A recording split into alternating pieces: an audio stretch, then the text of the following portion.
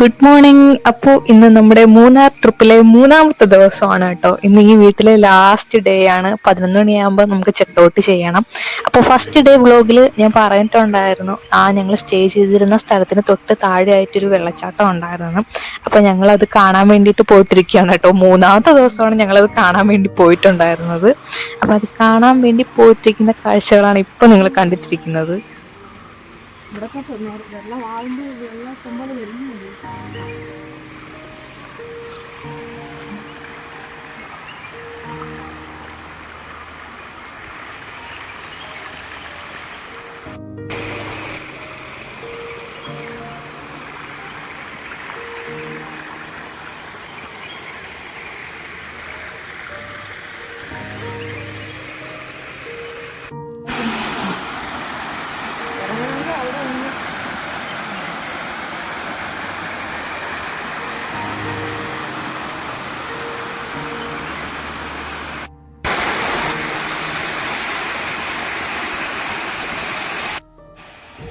അങ്ങനെ വെള്ളച്ചാട്ടമൊക്കെ കണ്ടിട്ട് ഞങ്ങൾ രാവിലത്തെ ബ്രേക്ക്ഫാസ്റ്റ് ഒക്കെ കഴിച്ചിട്ട് ഫസ്റ്റ് വന്നിട്ടുണ്ടായിരുന്നത് ഈ ഇരവികുളം നാഷണൽ പാർക്കിൽ. ഈ ഇരവികുളം നാഷണൽ പാർക്കല്ല, ഇരവികുളം നാഷണൽ പാർക്കിലേക്കായിരുന്നു കേട്ടോ.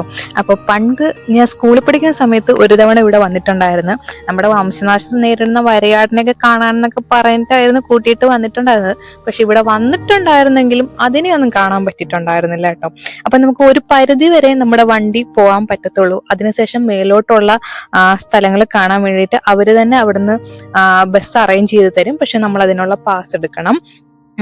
അപ്പോൾ ഇതിന്റെ മുകളിലേക്ക് പോകുന്ന ആ ഒരു യാത്ര എന്ന് പറഞ്ഞു കഴിഞ്ഞാൽ അത് അടിപൊളിയായിരുന്നു. ആ ഒരു പാസിന് എന്തോ ഒരാൾക്ക് 200 രൂപ കൂടുതലായിരുന്നു കേട്ടോ ആ ഒരു ബസ്സിലുള്ള യാത്രയ്ക്ക്.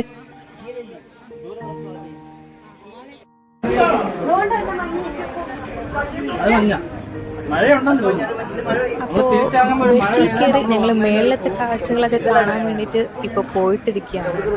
അപ്പോൾ ഇവിടെ നിറയെ പേര് വന്ന് ആ വണ്ടിയിൽ കയറാൻ വേണ്ടിയിട്ട് ഇങ്ങനെ വെയിറ്റ് ചെയ്ത് നിൽപ്പുണ്ടായിരുന്നു.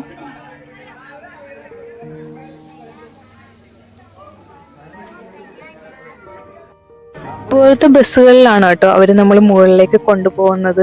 അപ്പോൾ ഓരോ ബസ്സിൽ ആൾക്കാരെ അവർ തന്നെ കയറ്റി വിടുകയാണ് ചെയ്യുന്നത്. കാരണം ഒരു ഫാമിലിയിൽ നിന്ന് വന്നിട്ടുള്ളവരെല്ലാവരും ഒരു ബസ്സിലാണ് മുകളിലേക്ക് പറഞ്ഞു വിടുന്നത് കേട്ടോ. അപ്പോൾ ആ ഒരു ബസ്സിലുള്ള യാത്ര അടിപൊളിയായിരുന്നു. ആ ഡ്രൈവർമാരുടെയൊക്കെ ഡ്രൈവിംഗ് സ്കില്ല് ഒന്ന് സമ്മതിക്കണം കേട്ടോ. ഒന്ന് അങ്ങോട്ടോ ഇങ്ങോട്ടോ മാറുവാണെങ്കിൽ തീർന്നു. അങ്ങനെ ഞങ്ങൾ ബസ്സിൽ മേലെ വന്ന് ഇറങ്ങിയപ്പോൾ തന്നെ ഒരു വരയാടിനെ ഞങ്ങൾ കണ്ടിട്ടുണ്ടായിരുന്നു കേട്ടോ.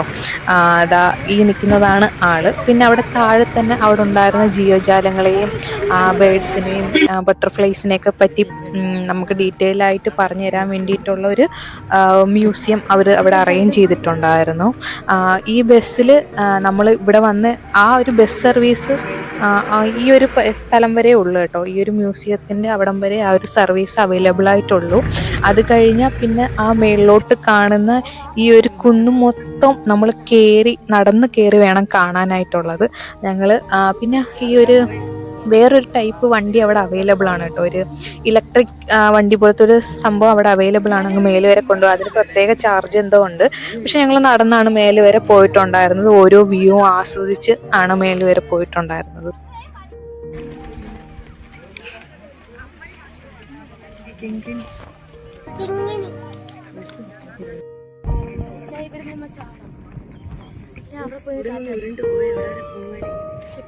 മേലോട്ട്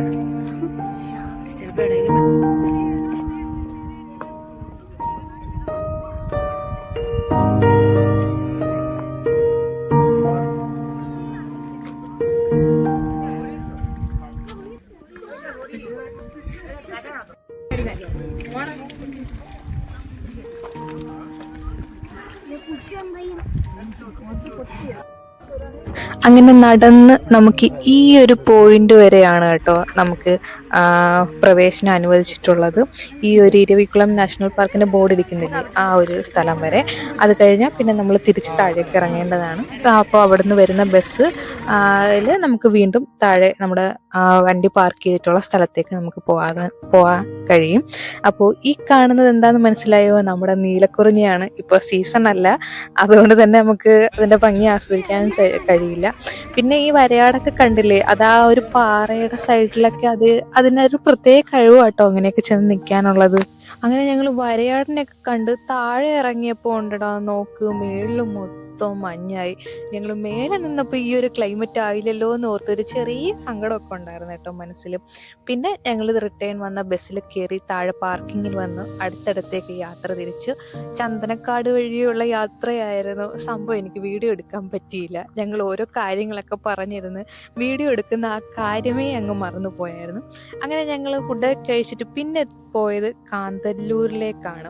അറിയാലോ ഈ ഒരു സ്ഥലത്തെ പറ്റി ഞാൻ പറയേണ്ട കാര്യമില്ല.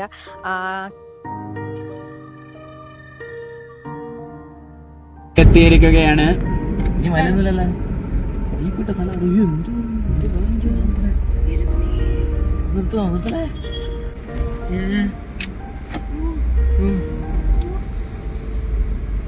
ചീനി ഹിൽ റിസോർട്ട്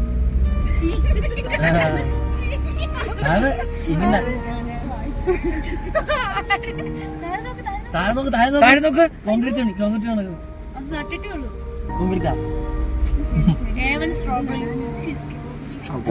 അങ്ങ് പോളെ. ഇവിടുത്തെ ഈ ഒരു സ്ട്രോബെറി തോട്ടമായിരുന്നു കേട്ടോ ഞങ്ങളുടെ ലാസ്റ്റ് സ്പോട്ട് എന്ന് വേണം വേണ്ടി പറയാനായിട്ട്. വേറെയും കുറച്ച് സ്ഥലങ്ങളിലൊക്കെ പോകണമെന്ന് വെച്ചിരുന്നതായിരുന്നു. പക്ഷേ ഒരുപാട് ലേറ്റ് ആയതുകൊണ്ട് ഈ ഒരു സ്ഥലത്തോടു കൂടി ഞങ്ങൾ അവസാനിപ്പിക്കുകയാണ് ഞങ്ങളുടെ ട്രിപ്പ് ഇവിടെ. അപ്പോൾ ഈ വീഡിയോ എടുത്തു വെച്ചിട്ട് കുറേ നാളായി. സമയമില്ലാത്തത് കൊണ്ട് തന്നെ എനിക്ക് ഇപ്പോഴാണ് അപ്ലോഡ് ചെയ്യാൻ സാധിച്ചത്.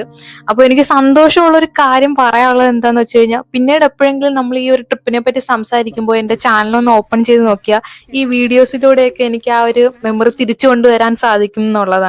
അപ്പൊ അതൊരു ഒത്തിരി സന്തോഷമുള്ള കാര്യമാണ് കേട്ടോ. അപ്പോൾ ഈ 3 ദിവസത്തെ ട്രിപ്പിലെ ലാസ്റ്റ് വീഡിയോ ആണിത്. അപ്പോൾ എല്ലാവരും വീഡിയോസ് ഒക്കെ കയറി കാണുക. ഇഷ്ടപ്പെട്ടു കഴിഞ്ഞാൽ ലൈക്ക് ചെയ്യാനും സപ്പോർട്ട് ചെയ്യാനും മറക്കരുത്. അപ്പോൾ അത്രയേ ഉള്ളൂ.